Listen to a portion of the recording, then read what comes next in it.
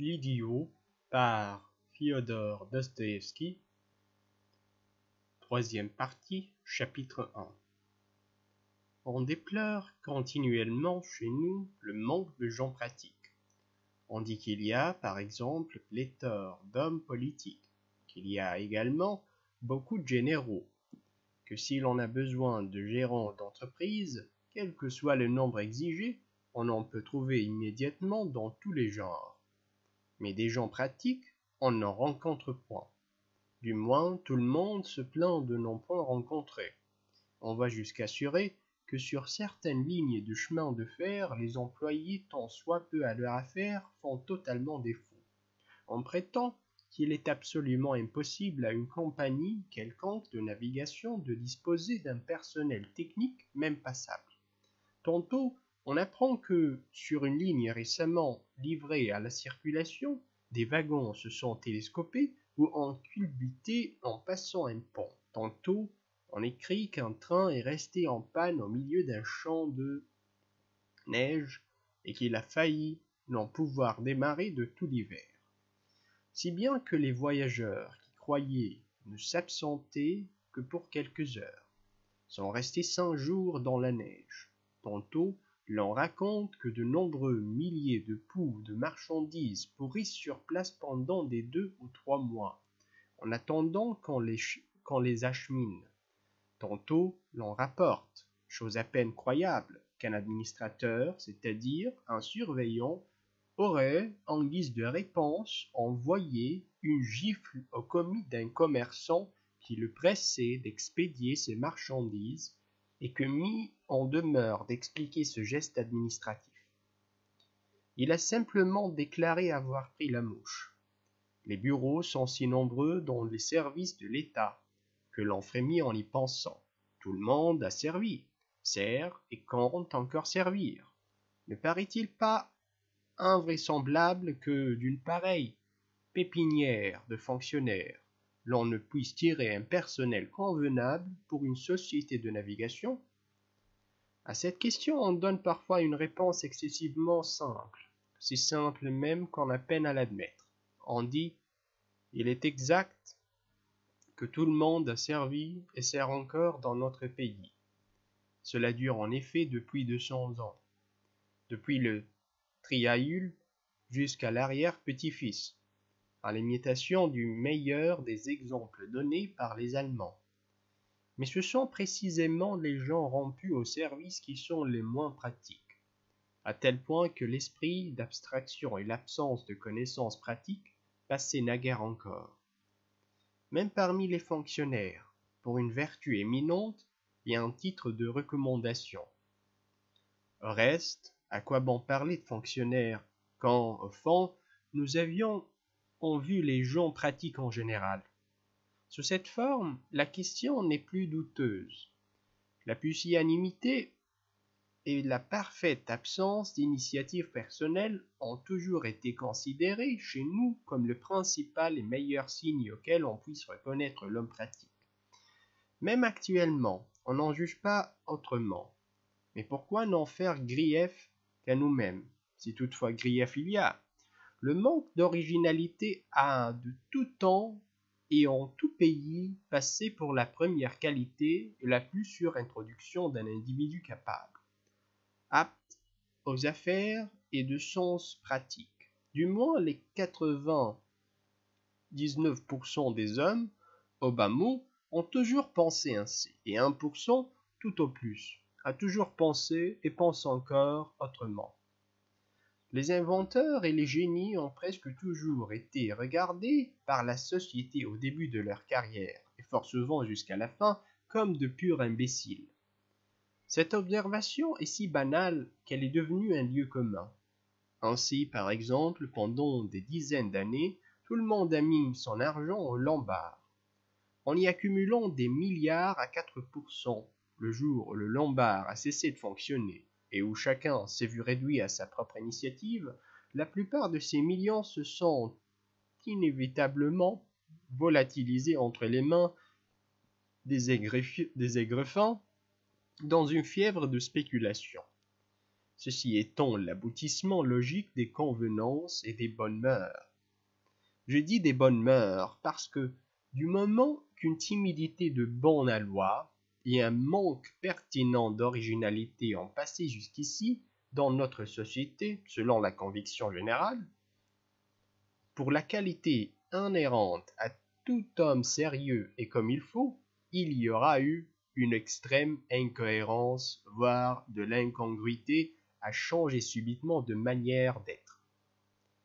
Quelle est par exemple la mère qui, par tendresse pour ses enfants, ne s'effraie pas à en tomber malade si elle voit son fils ou sa fille sortir tant soit peu des rails? Ah non, pas d'originalité. J'aime mieux qu'il soit heureux et vive dans l'aisance, pense chaque mère en dorlotant son enfant. Quant à nos nounous, elles ont de tout temps bercé les enfants de leur sempiternel refrain. Tu seras entouré d'or et tu deviendras général. Ainsi nos bonnes elles-mêmes ont toujours considéré le titre de général comme la mesure extrême du bonheur russe. C'est dire que ce garde passe pour l'idéal national, le plus populaire, et le symbole d'une charmante et quiète félicité. Et de fait, quel était en Russie l'homme qui ne fut pas assuré d'atteindre un jour au rang de général et d'accumuler un certain pécule au lombard, pour peu qu'il eût passé les uns après les autres les examens requis et servis, l'état durant 35 ans. C'est ainsi que le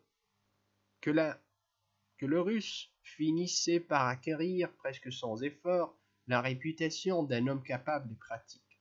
Au fond, il n'y a qu'une catégorie d'hommes en Russie qui ne puisse arriver au généralat. Ce sont les esprits originaux, en d'autres termes, les inquiets.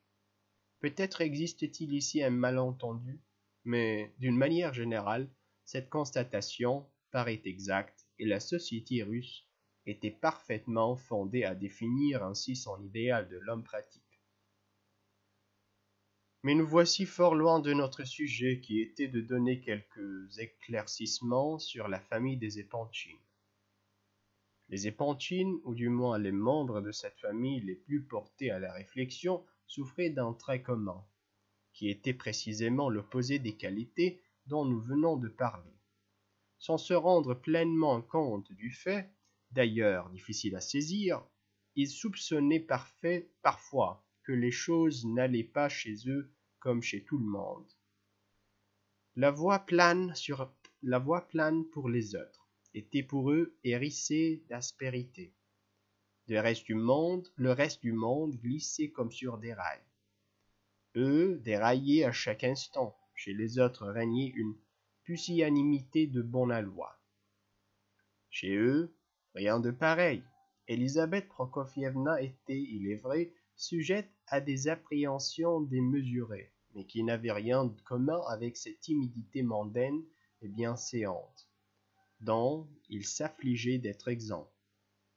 Peut-être, du reste, était-elle la seule à s'en faire du mauvais sang. Les demoiselles, bien qu'encore jeunes, étaient déjà douées d'un esprit frondeur et très perspicace.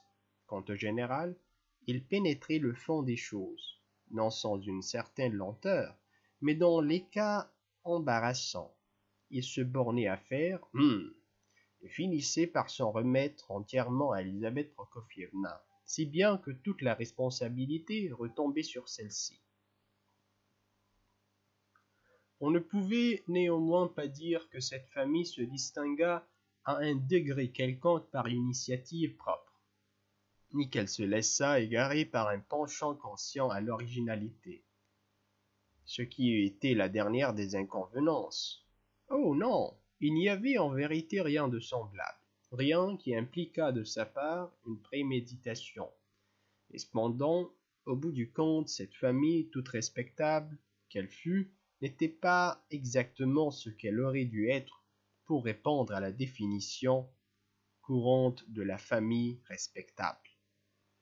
Dans les derniers temps, Elisabeth Prokofievna avait cru découvrir que c'était elle seule et son malheureux caractère qui étaient cause de cette anomalie. Et cette découverte n'avait fait qu'accroître ses tourments. Elle se reprochait à tout moment sa sotte et inconvenante extravagance. Angoissée de défiance, elle perdait sans cesse la tête, ne trouvait pas d'issue aux moindres complications et mettait toujours les choses au pire. Dès le début de notre récit, nous avons dit que les Epanchines jouissaient d'une considération unanime et effective.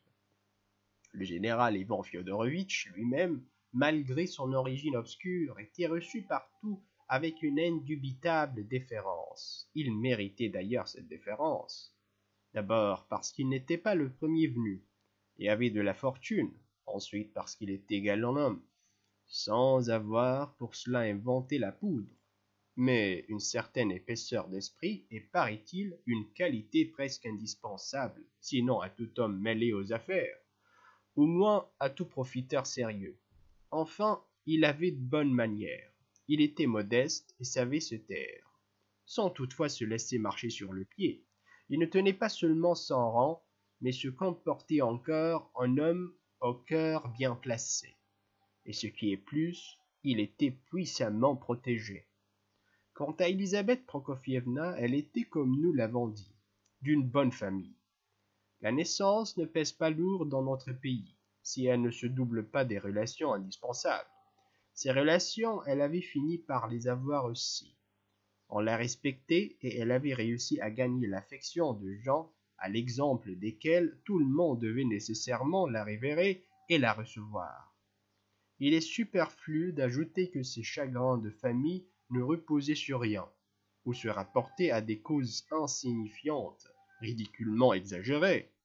Il est vrai que si vous avez une verrue sur le nez ou sur le front, vous vous imaginez toujours que tout le monde ne pense qu'à la regarder, à en rire et à vous critiquer.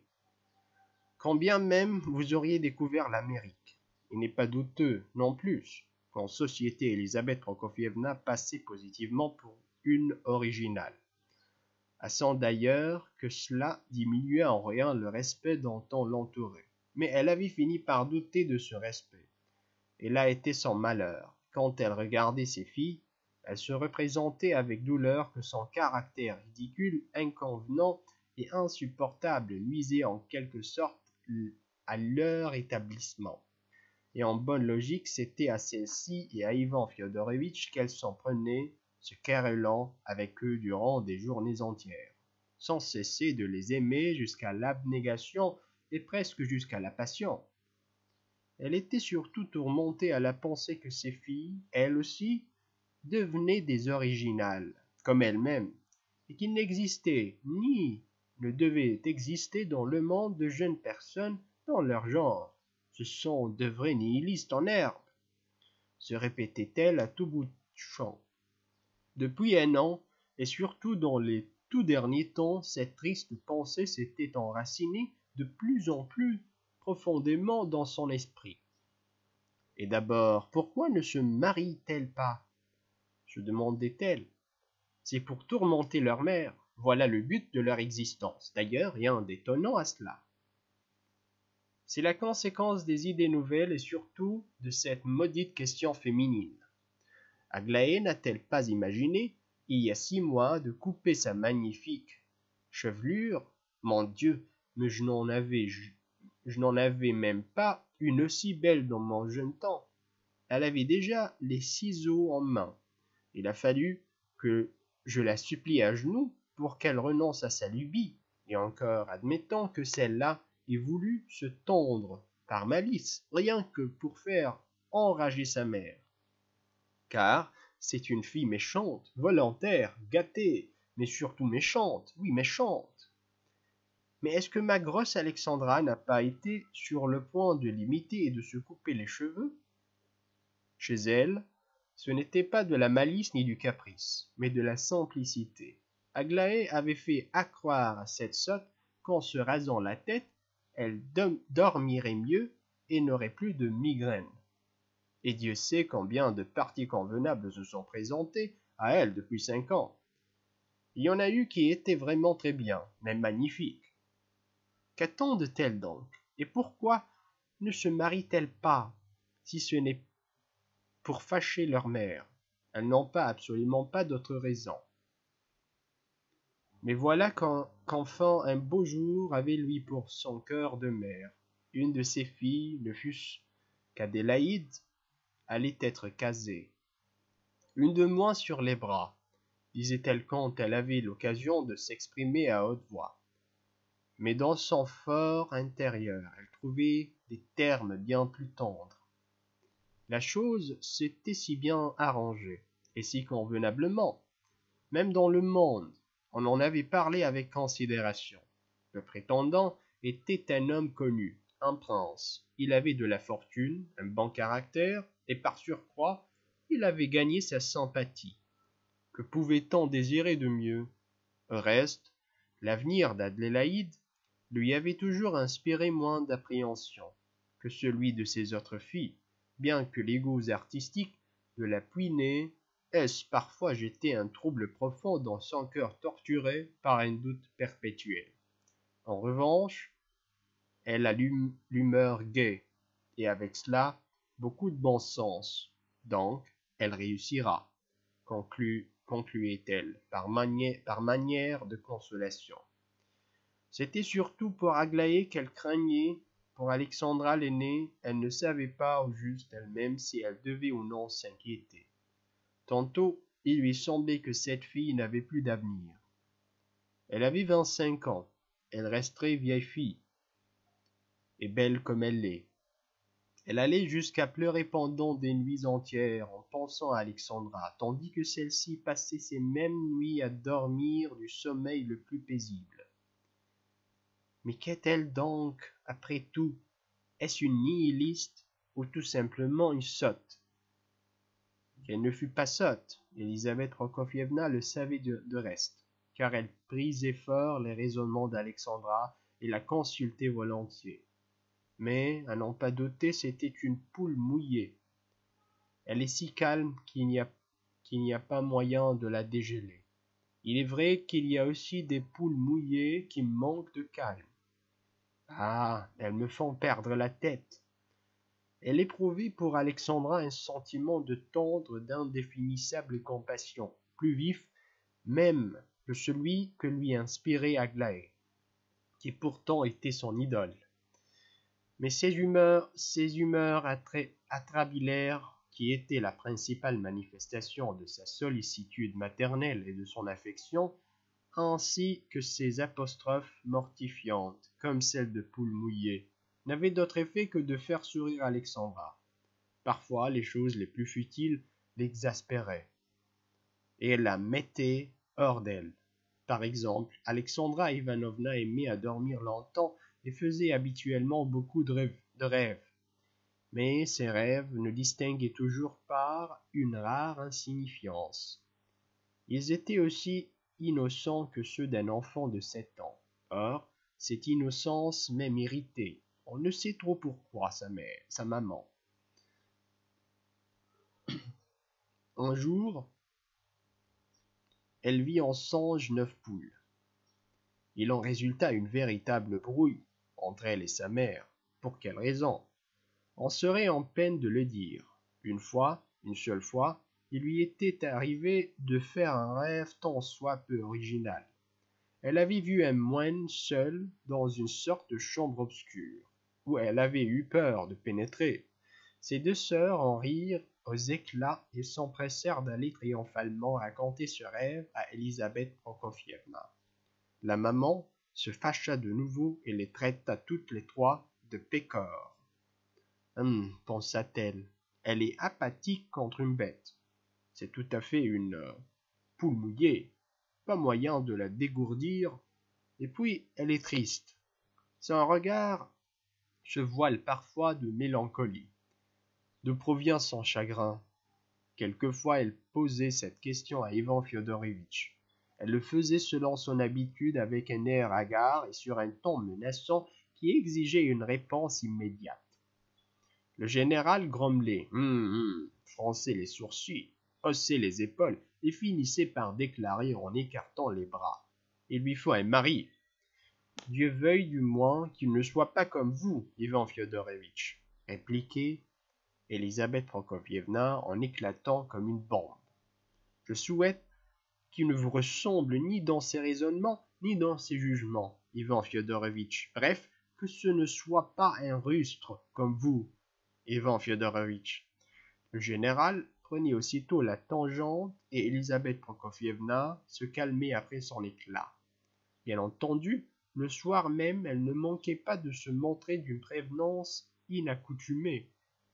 Elle témoignait de la douceur, de l'affabilité et de la déférence à Ivan Fyodorovitch, à son rustre, Ivan Fyodorovitch, à son bon, son cher, son adorable Ivan Fyodorovitch, car elle l'avait aimé toute sa vie, et aimé d'amour.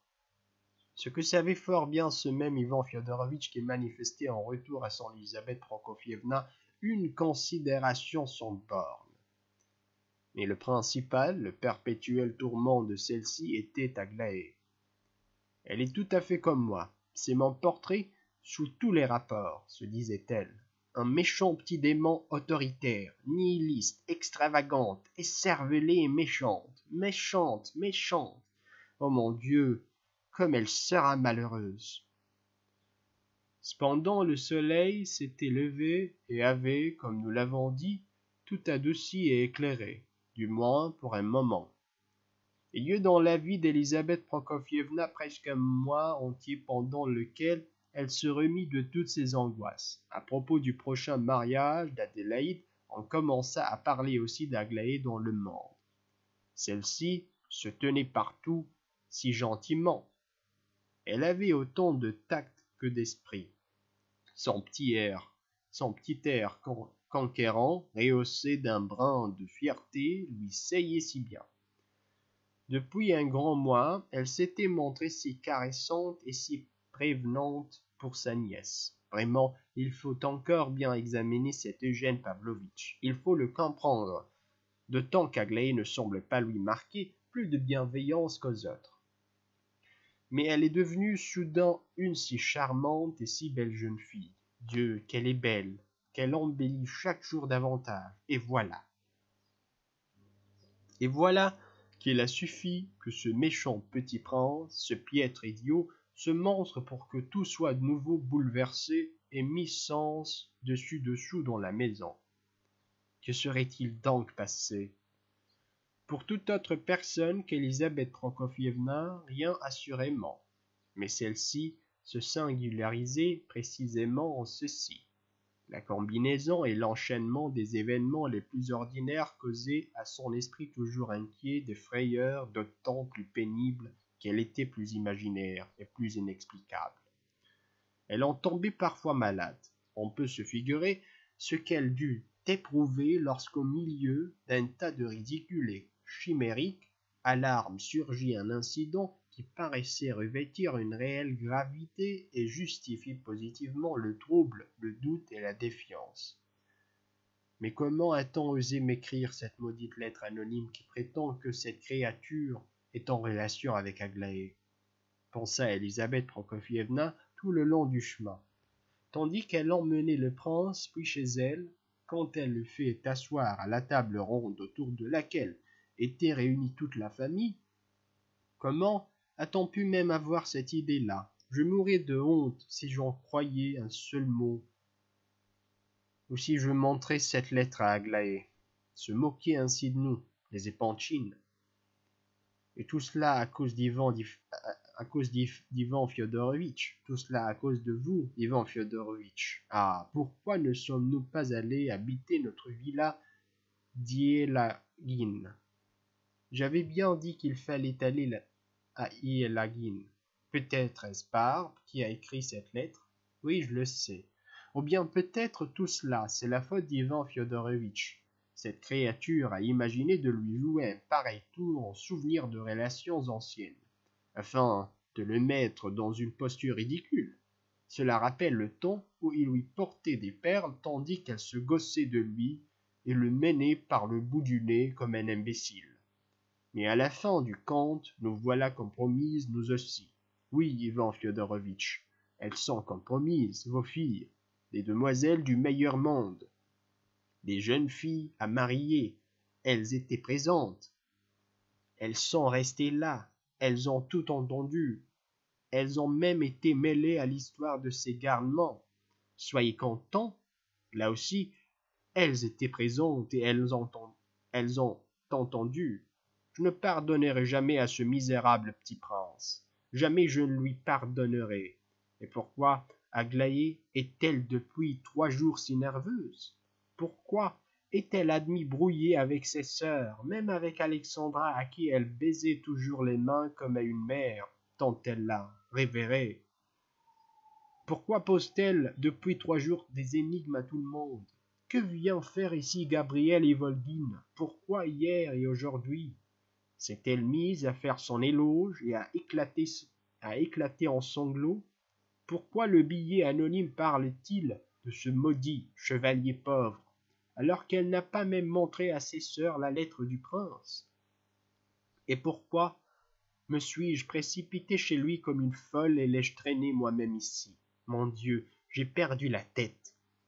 Qu'est-ce que je viens de faire? Comment ai-je pu parler avec un jeune homme des secrets de ma fille, surtout lorsque ces secrets le concernaient ou presque? Mon Dieu, c'est heureux qu'il soit idiot et ami de la maison. Mais se peut-il qu'Aglaé se soit entiché d'un pareil avorton? Seigneur, qu'est-ce que je dis là? Fille, nous sommes des originaux, on devrait nous mettre sous verre et nous montrer tous. À commencer par moi, pour 10 kopecks d'entrée. Je ne vous pardonnerai pas cela, Ivan Fyodorovitch, jamais je ne vous le pardonnerai. Et pourquoi ne le malmène-t-elle pas? Elle avait promis de le malmener, et elle n'en fait rien. Tenez, elle le dévore des yeux. Elle reste muette et ne se décide pas à s'éloigner. Et pourtant, c'est elle-même qui lui a défendu de revenir. Quant à lui, il est tout pâle, et ce maudit bavard d'Eugène Pavlovitch qui accapare toute la conversation. Devant son flux de paroles, personne ne peut placer un mot. Je tirerais tout au clair si je pouvais seulement amener l'entretien. Assis à la table ronde, le prince avait en effet l'air assez pâle. Il paraissait dominé par un sentiment d'extrême frayeur, auquel se mêlait par instants une sorte d'extase, incompréhensible pour lui-même, qui envahissait son âme. Combien il redoutait de glisser un regard oblique vers ce point, où une paire d'yeux noirs bien connus le fixaient. Pourtant, il se pâmait de bonheur à la pensée de se retrouver dans cette famille et d'entendre une voix familière, et cela après ce qu'elle lui avait écrit. Mon Dieu, que va-t-elle dire maintenant? Il n'avait pas encore desserré les dents et prêté grande attention aux propos d'Eugène Pavlovitch qui parlait d'abondance. Se sentant ce soir-là en proie à un accès exceptionnel de contentement et d'effusion, il l'écouta lentement sans comprendre, autant dire un mot à ce qu'il disait. La famille était au complot, à l'exception d'Ivan Fyodorovitch qui n'était pas encore revenu de Pétersbourg. Le prince Tch était au nombre des assistants qui avaient apparemment l'intention d'aller un peu plus tard, avant le thé, écouter de la musique. La conversation roulait sur un sujet qui semblait avoir été mis sur le tapis avant l'arrivée du prince. Bientôt Kolia surgit, on ne sait d'où, sur la terrasse. Tiens, on continue à le recevoir comme par le passé, pensa le prince. La résidence des Epanchin était une magnifique villa, construite dans le style des chalets suisses. Elle était aménagée avec goût et entourée de fleurs et de verdure qui composaient des parterres de modestes dimensions, mais ravissants. Toute la société était réunie sur la terrasse comme chez le prince. Mais ici la terrasse était un peu plus étendue et plus agréablement disposée. Le sujet de la conversation n'avait pas l'air d'être du goût de tout le monde. L'entretien avait débuté selon toute conjecture, par une discussion assez âpre, et il aurait certainement dérivé sur un autre objet si Eugène Pavlovitch n'avait pas affecté de s'entêter sur la même question sans faire cas de l'impression produite. L'apparition du prince semblait l'avoir excité davantage. Elisabeth Prokofievna s'était renfrangée bien qu'elle ne comprît pas tout ce qui se disait. Aglaé ne s'en allait pas, assise à l'écart, presque dans un coin, elle écoutait et gardait un silence obstiné. « Permettez, répliquait avec feu Eugène Pavlovitch. Je n'ai rien contre le libéralisme. Le libéralisme n'est pas un mal. Il fait partie intégrante d'un ensemble qui, sans lui, se décomposerait et dépérirait. Il a les mêmes droits à l'existence que le conservatisme, le plus dur. Mais je critique le libéralisme russe. Je vous répète que si je le combats, c'est parce que le libéral russe est un libéral qui n'a rien de russe. Montrez-moi un libéral qui soit russe et je l'embrasserai aussitôt devant vous. À supposer qu'il veuille bien vous embrasser, dit Alexandra Ivanovna, qui était particulièrement nerveuse et dont les joues étaient plus colorées qu'à l'ordinaire. En voilà une, pensa Elisabeth Prokofievna, que rien n'émeut et qui ne pense qu'à dormir et à manger. Mais une fois là, elle a de ces réparties qui vous déconcertent.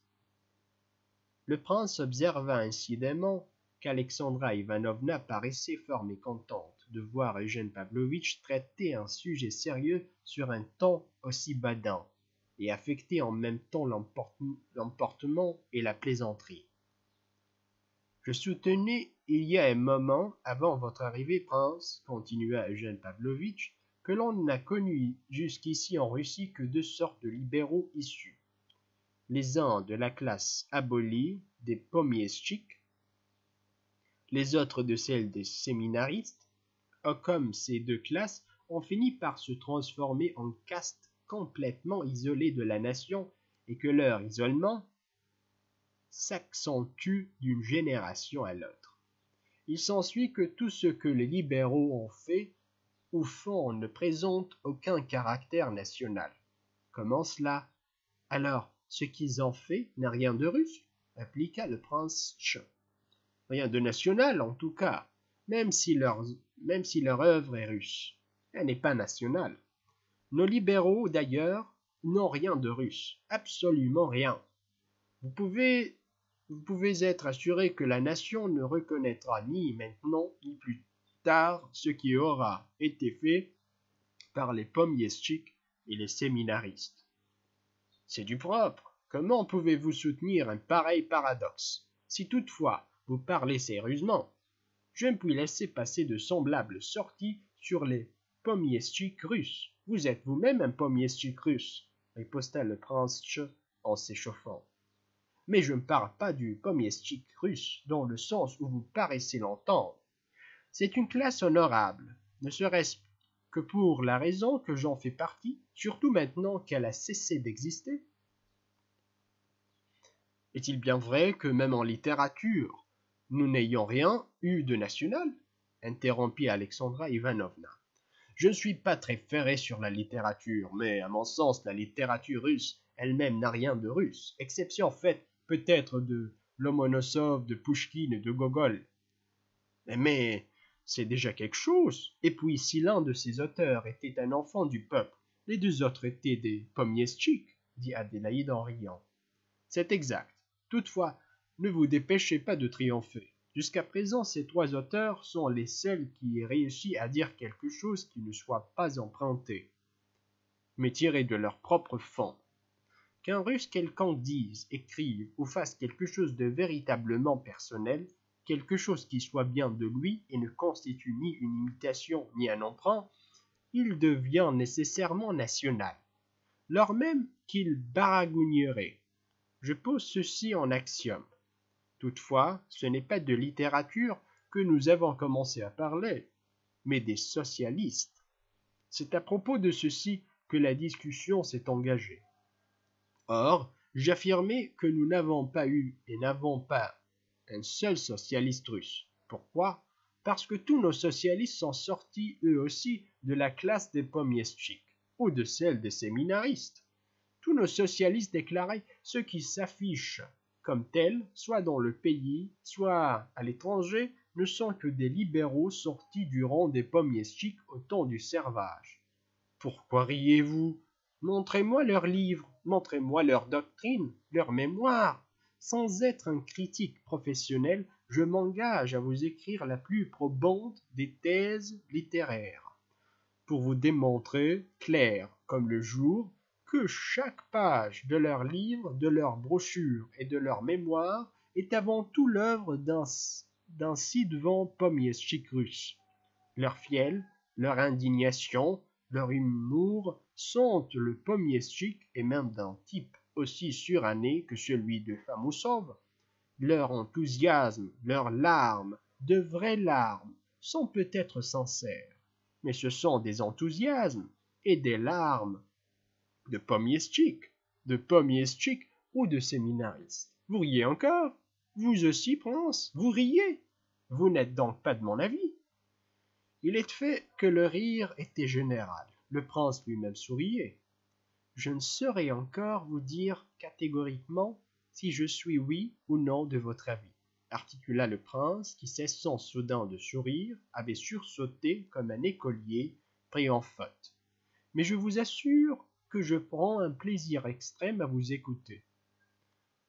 On aurait dit qu'il étouffait en prononçant ces mots. Une sueur froide perlait sur son front. C'étaient les premières paroles qu'il proférait depuis qu'il était là. Il fut tenté de jeter un coup d'œil autour de lui, mais n'osa point. Eugène Pavlovitch surprit son geste et sourit. « Je vous citerai un fait, monsieur, » poursuivit-il sur le même ton d'emportement et de chaleur affectée, où perçait l'envie de rire même de sa propre faconde. Un fait que je crois avoir eu le mérite de découvrir et d'observer. Du moins, on n'a-t-on parlé ni écrit nulle part jusqu'ici. Ce fait définit toute l'essence du libéralisme russe tel que je le montre. Et d'abord, quel est le libéralisme en général, sinon la tendance à dénigrer, à tort ou à raison, c'est une autre affaire, l'ordre des choses existantes. C'est bien cela. Maintenant, le fait que j'ai observé est le suivant. Le libéralisme russe ne s'attaque pas à un ordre de choses établies. Ce qu'il vise, c'est l'essence de la vie nationale. C'est cette vie elle-même et non les institutions. C'est la Russie et non l'organisation russe. Le libéral dont je vous parle va jusqu'à renier la Russie elle-même. Autrement dit, il est et frappe sa propre mère. Tout incident malheureux, tout échec pour la Russie le porte à rire et lui inspire de la joie. Ou peu s'en faut. Coutume populaire, histoire de Russie, tout cela lui est odieux. Sa seule excuse, s'il en a une, c'est qu'il ne se rend pas compte de ce qu'il fait et qu'il prend sa russophobie pour le libéralisme le plus fécond. Combien de libéraux ne rencontre-t-on pas chez nous qui se font applaudir par les autres et qui sont peut-être, au fond, et à leur insu, les plus ineptes, les plus obtus et les plus pernicieux des conservateurs. La haine de la Russie était considérée naguère comme le véritable amour de la patrie par certains libéraux qui se targuaient de voir plus clairement que les autres en quoi doit consister cet amour. Mais avec le temps, on est devenu plus explicite. Désormais, l'expression même d'amour de la patrie est regardée comme inconvenante, en sorte que la nation qui y correspond a été proscrite comme nuisible et vide de sens. Je donne ce fait pour certain. Il fallait bien se décider à dire la vérité en toute simplicité et sincérité.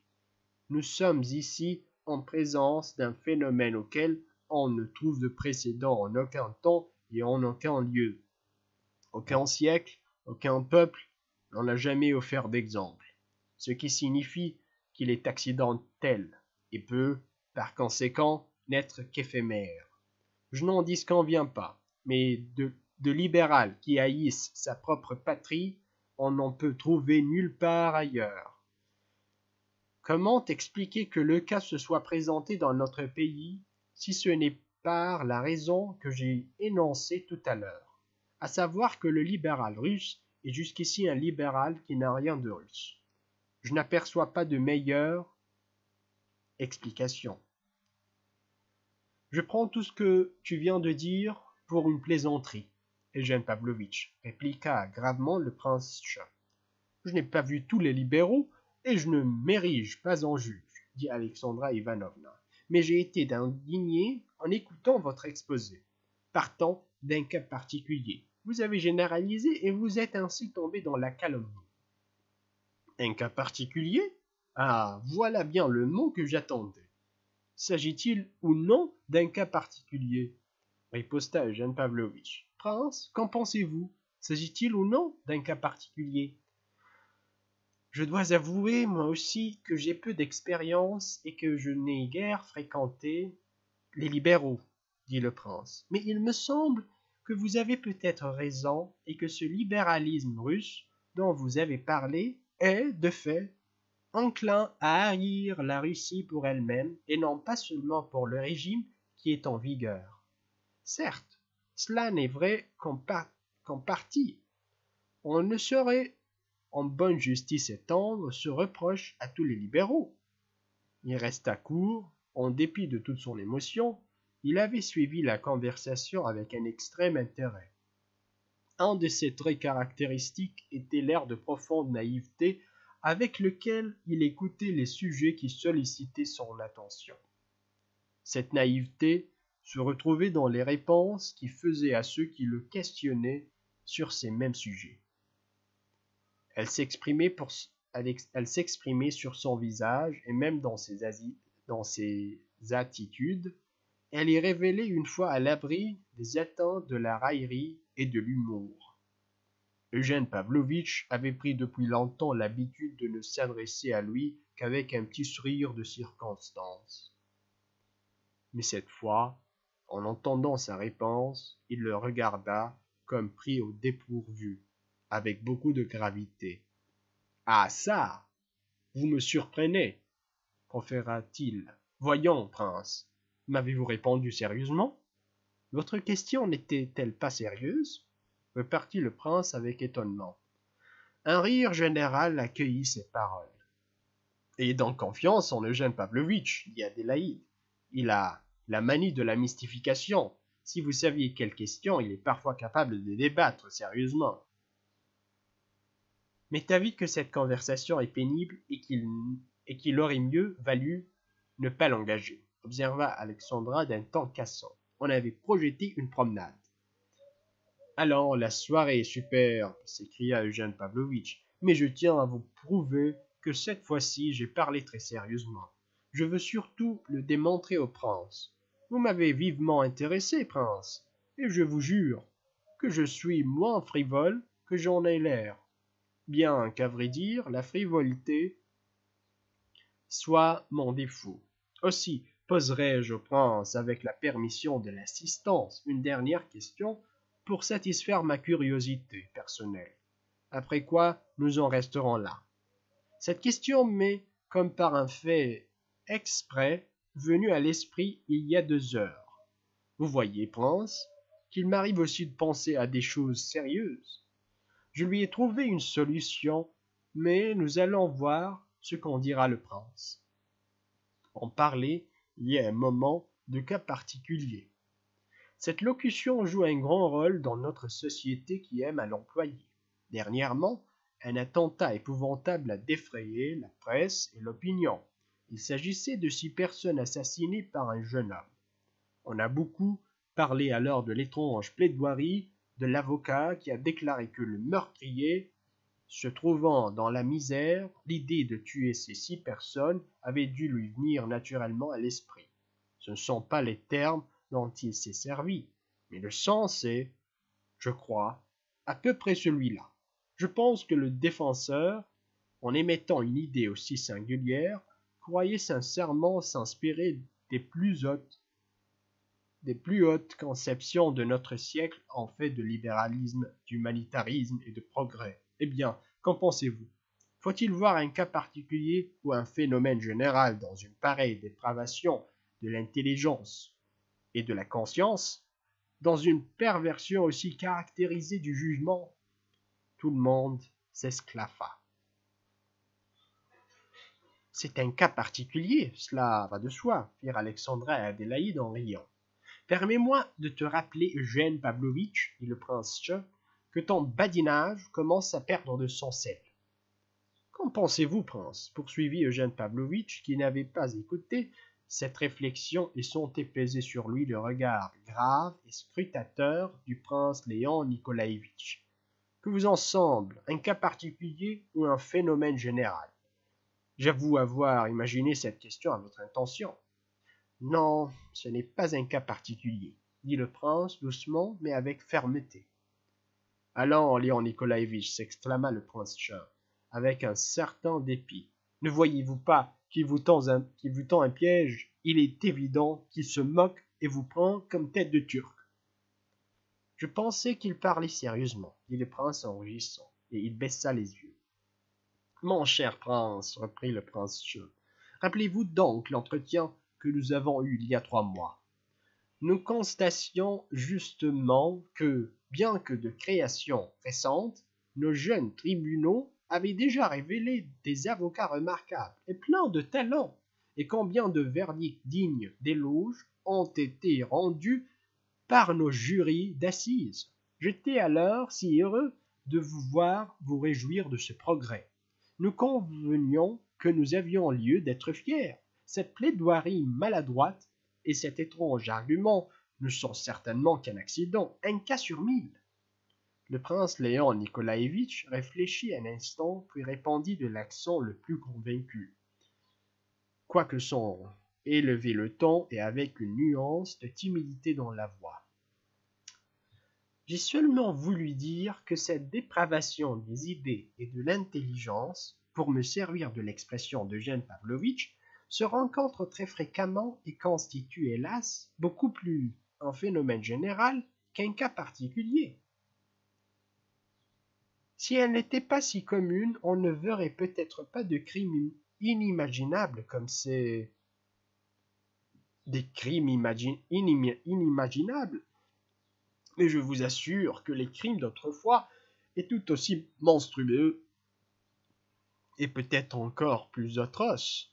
Et il y en a toujours eu, non seulement dans notre pays, mais partout, et je crois qu'ils s'en commettra pendant bien longtemps encore.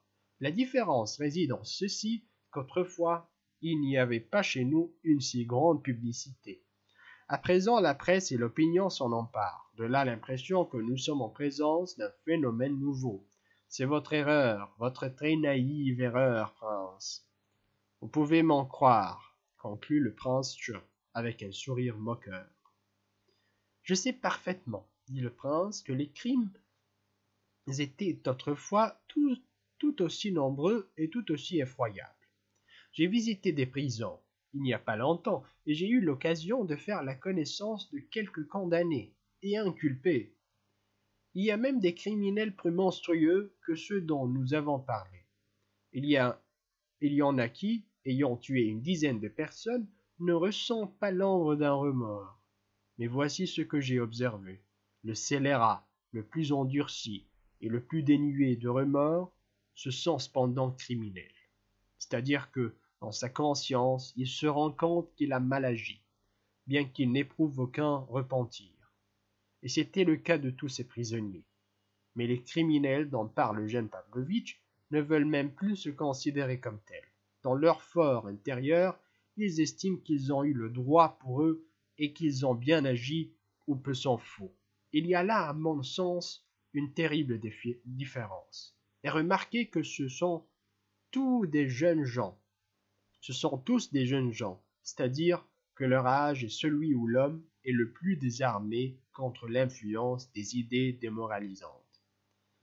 Le prince Tch avait cessé de rire et écoutait le prince d'un air perplexe. Alexandra Ivanovna, qui avait depuis longtemps une remarque à placer, garda le silence comme si une considération particulière l'eût retenu. Quant à Eugène Pavlovitch, il regardait le prince avec une surprise manifeste, et cette fois sans la moindre ironie. « Mais qu'avez-vous, mon cher monsieur, à le fixer avec cet air ébahi ?» intervint soudain Elisabeth Prokofievna. « Vous le croyez donc plus bête que vous, et incapable de raisonner à votre manière ?»« Non, madame, je ne croyais pas cela, » fit Eugène Pavlovitch. « Mais une chose m'étonne, prince. Excusez ma question. Si vous saisissez et pénétrer ainsi le sens de ce problème. Comment avez-vous pu, encore une fois, excusez-moi, dans cette étrange affaire, il y a quelques jours, l'affaire Burdovski, si je me trompe, comment, dis-je, avez-vous pu remarquer la même dépravation des idées et du sens moral? Le cas était cependant identique. J'ai cru observer à ce moment-là que vous ne vous en aperceviez pas du tout. Et sachez, mon cher monsieur, dit en s'échauffant Elisabeth Prokofievna, que si nous tous qui sommes ici l'avons remarqué et avons tiré de notre sagacité un sentiment de supériorité sur le prince, c'est cependant lui qui a reçu aujourd'hui une lettre de l'un des compagnons de Burdovski, le plus marquant, celui qui avait la figure bourgeonnée. Tu te rappelles, Alexandra? Dans cette lettre, il lui demande pardon, à sa manière naturellement, et déclare avoir rompu avec le camarade qui lui avait monté la tête ce jour-là. Tu te souviens, Alexandra? Et il ajoute que c'est maintenant au prince qu'il accorde le plus de confiance. Aucun de nous n'a encore reçu une lettre pareille, bien que nous soyons habitués à traiter de haut son destinataire. Et Hippolyte aussi a déménagé pour venir s'installer chez vous, s'écria Kolya. Comment? Il est déjà ici? Demanda le prince, non sans une certaine inquiétude. Il est arrivé aussitôt après votre départ avec Elisabeth Prokofievna. C'est moi qui l'ai amené en voiture. Oubliant tout à fait qu'elle venait de faire l'éloge du prince, Elisabeth Prokofievna partit comme une soupe au lait. Je parie qu'il est monté hier dans le grenier de ce mauvais garnement pour lui demander pardon à genoux et venir s'installer ici. As-tu été le voir hier? Tu l'as toi-même avoué ce tantôt. Y es-tu allé, oui ou non? T'es-tu mis à genoux, oui ou non? Il ne s'est pas du tout mis à genoux, s'écria Kolya. C'est tout le contraire. Hippolyte a pris hier la main du prince et l'a baisé à 2 reprises. J'ai été témoin de la scène. À cela s'est bornée leur explication, le prince ayant simplement ajouté qu'il se porterait mieux dans la villa. Hippolyte a répondu sur le champ qu'il s'installerait dès qu'il se sentirait moins mal. Vous avez tort, Kolya, balbutia le prince en se levant et en prenant son chapeau. Pourquoi racontez-vous cela? Où vas-tu? Demanda Elisabeth Prokofievna en l'arrêtant. Ne vous tormentez pas, prince, reprit Kolya avec animation. N'allez pas le voir et troubler son repos. Il s'est endormi à la suite des fatigues du voyage. C'est enchanté, franchement, prince. Je crois qu'il vaut beaucoup mieux que vous ne vous retrouviez pas aujourd'hui. Remettez cela à demain pour ne pas le rendre encore confus. Il a dit ce matin qu'il y a 6 bons mois qu'il ne s'était senti aussi dispos et aussi fort. Il tousse même 3 fois moins. Le prince remarqua qu'Aglaé avait brusquement changé de place pour se rapprocher de la table. Il n'osait pas la regarder, mais tout son être sentait qu'à cet instant les yeux noirs de la jeune fille étaient posés sur lui. Ses yeux exprimaient sûrement l'indignation, peut-être la menace. Le visage d'Aglaé devait s'être empourpré. Il me semble, Nicolas Ardalionovitch, que vous avez eu tort de l'amener ici.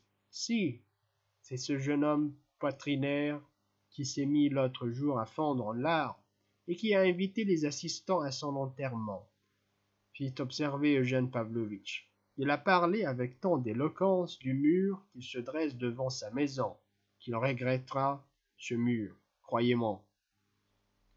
Rien de plus vrai. Il te cherchera noise. Il en viendra aux mains avec toi et s'en ira. C'est comme si c'était fait.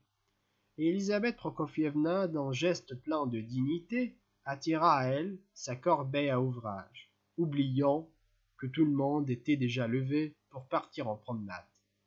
Je me rappelle l'emphase avec laquelle il a parlé de ce mur, reprit Eugène Pavlovitch. Il a prétendu que, sans ce mur, il ne pourrait pas mourir avec éloquence. Et il tient à mourir avec éloquence. Eh bien, après, murmura le prince, si vous ne voulez pas lui pardonner, il se passera de votre pardon et mourra quand même. C'est à cause des arbres qu'il est venu s'installer ici. Ah, pour ce qui est de moi, je lui pardonne tout. Vous pouvez le lui dire. Ce n'est pas ainsi qu'il faut comprendre la chose, dit le prince doucement, et comme à contre-cœur, les yeux toujours fixés sur un point du plancher. Il faut que vous-même consentiez à accepter son pardon. Et en quel honneur? Quel tort lui ai-je fait? Si vous ne comprenez pas, je n'insiste pas. Mais vous comprenez parfaitement. Son désir était alors de nous bénir tous, et de recevoir aussi votre bénédiction. Voilà tout. Le prince Che échangea un rapide coup d'œil avec quelques-unes des personnes présentes. Mon bon et cher prince, dit-il assez vivement, mais en pesant ses mots. Le paradis n'est guère facile à réaliser sur terre, et ce que vous cherchez, c'est en somme le paradis. La chose est difficile, prince, bien plus difficile que ne se le figure votre excellent cœur. Tenons-nous-en là, croyez-moi, sans quoi nous retomberons tous dans la confusion, et alors... Allons écouter la musique, fit Elisabeth Prokofievna d'un ton impératif, et dans un mouvement de colère, elle se leva. Tout le monde l'imita.